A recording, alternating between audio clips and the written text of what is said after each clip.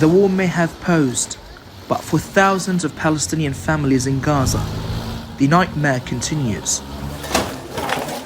Entire neighborhoods, once full of life, are now nothing but ruins. And buried beneath this devastation is a haunting reality. Thousands are still missing.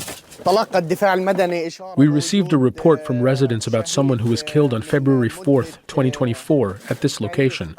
We collect all available information about the body and submit it to forensic teams at Nasser Hospital. The entire process is documented, including field testimonies, to provide a more comprehensive account of the victim's identity and circumstances. 1 year, that's how long Mahmoud Issam Mohammed's body remained buried beneath his own home. His family never stopped searching, never stopped hoping. And when his body was finally found, they were left with relief and heartbreak. We were trapped in the house by the Israeli forces when a sniper shot Mahmoud in the head. I had no choice but to bury him inside the house, which was later bombed.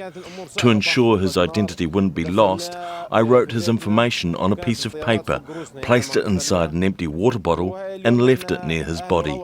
His family never stopped searching, and eventually we were able to locate him beneath the rubble and finally lay him to rest in the cemetery.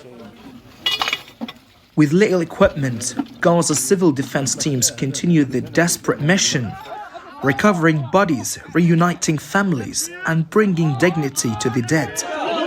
The scale of the loss here is overwhelming. Mass graves continue to be uncovered, a painful reminder of how many remain missing.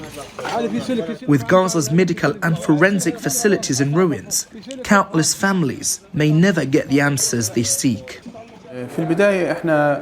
We use very primitive means to identify the bodies and the remains of victims by using circumstantial evidence and examine the victims' personal belongings, including clothes, ID, passport, and special marks on the body of the victim. In many cases, we failed to identify the body due to the lack of DNA and genetic tests in Gaza.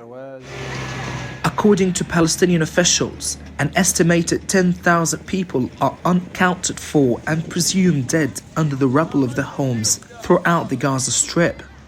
For the families of the missing, closure is still out of reach.